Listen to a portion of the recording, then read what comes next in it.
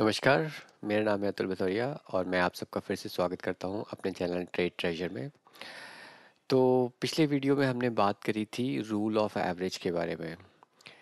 हमने देखा था कि कुछ कोई भी स्टॉक अगर किसी अपने 200 डेली मूविंग एवरेज के ऊपर सस्टेन कर रहा है, then there is very high probability कि वो प्राइस जो है ऊपर की तरफ जाने जाएगा। एंड अगर वो उसके नीचे सस्टेन कर रहा है तो चांसेस ये हैं कि वो फर्दर डाउन साइड जाएगा।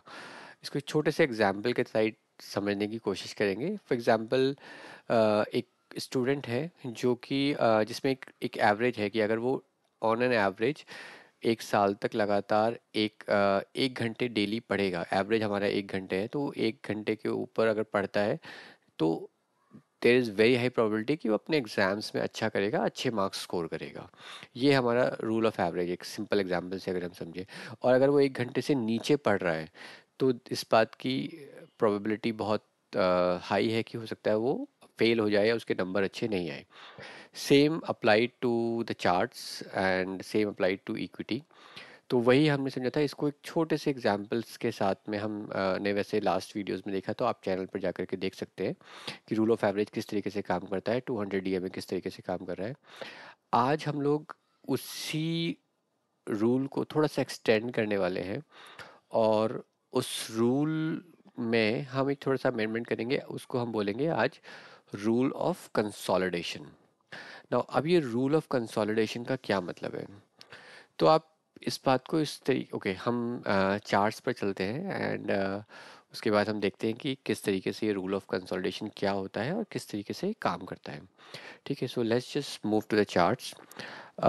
ओके, ये एलआईसी का चार्ट है, बट उससे पहले मैं आप लोगों के साथ एक्सिस बैंक का चार्ट शेयर करना चाहूँगा। तो ये हमारे पास एक्सिस बैंक का चार्ट है, डेली टाइम फ्रेम पर है। मैं इसको थोड़ा सा इसको पहले वीकली चार्ट पर चलते हैं। ओके, सो ये हमारे पास एक चार्ट है जिसमें मैंने आपको बताया था ये जो कैंडल्स हैं डिनोट कर रही है डेली सॉरी वीकली प्राइस। ये टाइम फ्रेम है हमारे पास। इस टाइम फ्रेम में जो भी कैंडल्स हैं, अब ये कैंडल किस तरीके से फॉर्म होती है, बड़ी कैंडल्स का क्या सिग्निफिकेंस होता है, छोटी कैंडल का क्या सिग्निफिकेंस होता है, ये सब हम नेक्स्ट वीडियोस में, आने वाले वीडियोस में कवर करेंगे। But for the time being आज हम जो सीखने वाले हैं वो है rule of consolidation. And always remember, investing में एंड ट्रेडिंग में आपके इमोशंस या आपकी गट फीलिंग कि ये प्राइस ऊपर वो मैटर नहीं करेगी। क्योंकि मैं ये नहीं कह रहा कि इट्स नॉट इम्पॉर्टेंट, लेकिन वो इस प्रोसेस में मैटर नहीं करती है।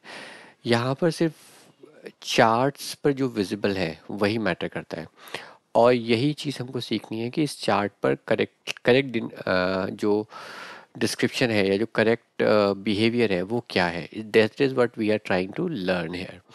तो अब हम देखते हैं कि रूल ऑफ कंसोलिडेशन का मतलब क्या होता है कि एक सर्टेन पीरियड, एक एक लंबे समय तक अगर कोई चीज़ किसी रेंज में है, इसको रेंज बाउंड भी कह सकते हैं, जब वो किसी रेंज में है, एक एक ही जगह पर वो बार बार ऊपर नीचे कर एक रेंज के अंदर, तो there is very high probability कि जब वो रेंज ब्रेक होगी, जब भी वो रेंज ब्रेक होगी, is going to move aggressively.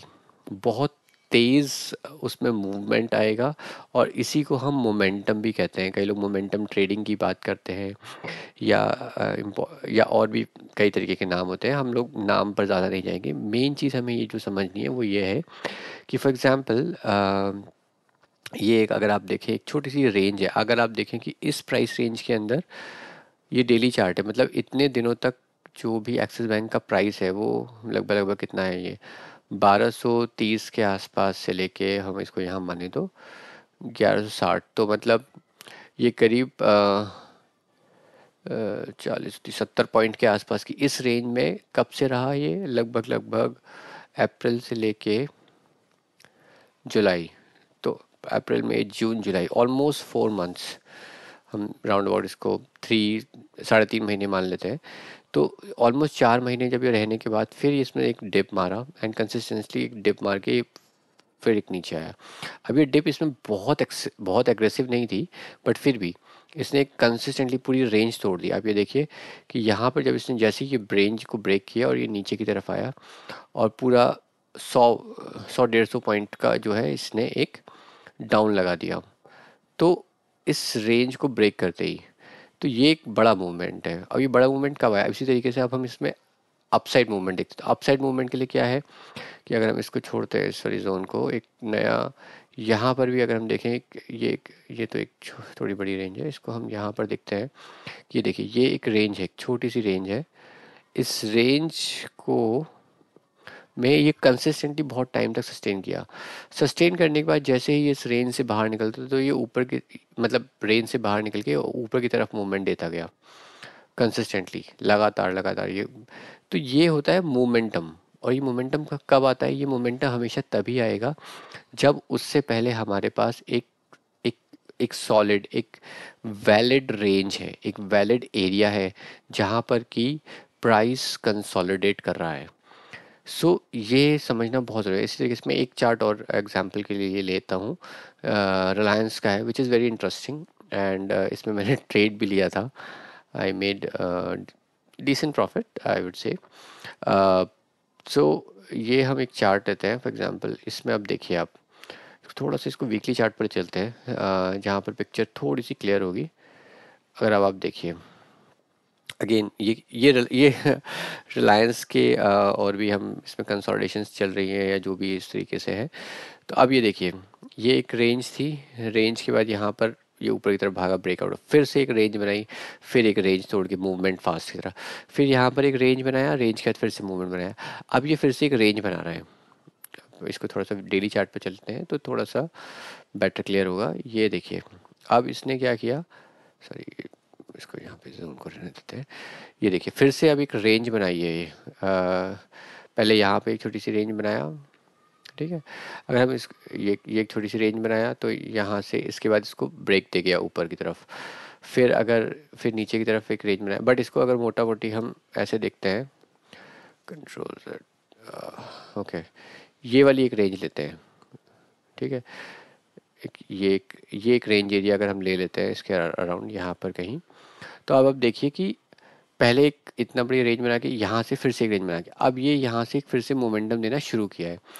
अब ये आगे सस्टेन करेगा नहीं करेगा, इसके लिए और भी कुछ फैक्टर्स हैं जो हमने पिछले फर्स्ट क्लास में बेसिकली सीखा है, which is rule of average. तो अब ये चीज़ हम समझेंगे कि क्या रूल ऑफ एवरेज और रूल ऑफ कंसोलिडेशन काम कर रहा है या नहीं कर रहा है। और इस चीज़ को आप अभी, ये वीडियो अभी जो प्राइस चल रही है उसके बाद हम इसमें अपनी एनालिसिस के बेसिस पर इस मतलब कितनी प्रोबेबिलिटी है इसकी प्राइस की ऊपर जाने की या नीचे जाने की, इस बात पर हम आइडेंटिफाई करेंगे based on these two rules, rule of average, rule of consolidation. Okay. एक अभी हम ये सिर्फ एक एग्जांपल था कि इसमें मूवमेंट किस तरीके से आ रहा है। नेक्स्ट जो है, एक चार्ट और मैं लूँगा जिसमें अभी कंसोलिडेशन चल रही है नाउ। प्राइस किस तरीके से मूव होने वाली है वो अब हम देखेंगे। ये एक बहुत ही इंटरेस्टिंग चार्ट है। ये प्राइस मैंने खैर अपने बाकी एक दूसरे ग्रुप पर मैंने सजेस्ट भी किया था। सो इसको देखते हैं, बहुत ही इंटरेस्टिंग चार्ट है LIC का। वीकली बेसिस पे देखते हैं ये क्या हो रहा है। कि अब आप देखिए, इसमें क्या हो रहा है कि हम सिर्फ अपने रूल्स के बारे में बात करेंगे जो हमने अभी तक सीखे हैं, which is rule of average and rule of consolidation. तो अब इस प्राइस पर देखिए, खैर पुरानी कहानी है, क्यों मूव किया, किस तरीके से मूव किया, कैसे सपोर्ट बन रहा है, इस पर हम नहीं जाएंगे। वीकली चार्ट पर आप यहाँ देखते हैं कि यहाँ पर ये कंसोलिडेशन चल रही है बहुत टाइम से, ठीक है। ये कंसोलिडेशन वीकली बेसिस पर है। अब इसको डेली टाइम फ्रेम पर लेते हैं हम लोग। एंड डेली टाइम फ्रेम पर जब हम जाते हैं, ये देखते हैं कि ये देखिए, ये एक बहुत बड़ी रेंज नहीं है, ये एक छोटी ही रेंज है अगर आप इसको समझें तो। ये प्राइस क्या हुआ यहाँ पर, ये था हमारे पास daily moving average, 200 daily moving average, जो हमने जैसा डिस्कस किया था। अगर कभी भी प्राइस 200 डेली मूविंग एवरेज के ऊपर सस्टेन कर रहा है, it means there is very high probability कि वो जो प्राइस है वो अपर डायरेक्शन में ही मूव करेगा। इसके पीछे एक लॉजिक और है, वो मैं अपने नेक्स्ट वीडियो में बात करूँगा कि सस्टेन करने के बाद इसका डायरेक्शन कौन सा होना चाहिए, वो हम नेक्स्ट वीडियो में बात करेंगे, ठीक है। कुछ फैक्टर्स हैं जिसमें हम डायरेक्शन पे करते हैं। तो हमने फर्स्ट रूल सीख लिया, second rule is rule of consolidation. तो फर्स्ट रूल हमारा अप्लाई होता है विच इज़ कि रूल ऑफ एवरेज, उसके एवरेज जो 200 है उसके ऊपर सस्टेन कर रहा है। यस, अगर हम देखते हैं तो 29 मई 2025 से लेके अब हम नवंबर में आ गए हैं 2025, एंड अभी तक भी ये सस्टेन कर रहा है, ठीक है, सस्टेन कर रहा है, consolidation, rule of second rule of consolidation, ठीक है। रूल ऑफ कंसोलिडेशन के हिसाब से ये प्राइस जो है एक छोटी सी रेंज विच इज़ लाइक, अगर हम देखते हैं एक छोटी सी रेंज के अंदर काफ़ी टाइम से कंसोलिडेट कर रहा है, प्राइस इसी के बीच में मूव कर रहा है, विच इज़ लाइक कि यहाँ से एक जोन है, कितना है मतलब, हाँ ये 915 920 मान लेते हैं इसको राउंड अबाउट, और ये 880, यानी कि 40 पॉइंट की एक रेंज में है, ये मूव कर रहा है। अब जब ये प्राइस को मूव करेगा, अब मूव कहाँ पे, नीचे की तरफ तो नहीं लग रहा। क्यों नहीं लग रहा? क्योंकि ये एवरेज के ऊपर सस्टेन कर रहा है, कंसोलिडेट कर रहा है 200, तो देर इज़ हाई प्रोबेबिलिटी ये प्राइस जो है ऊपर की तरफ जाएगा। अब क्या है, क्योंकि इतने टाइम तक कंसोलिडेट कर चुका है, तो अब जहाँ यहाँ पर प्राइस जो है वो मूवमेंट के साथ ऊपर जाएगा। अब नवंबर हम बोल रहे हैं कि 920 924 के आसपास अभी लगाया है लास्ट फ्राइडे को।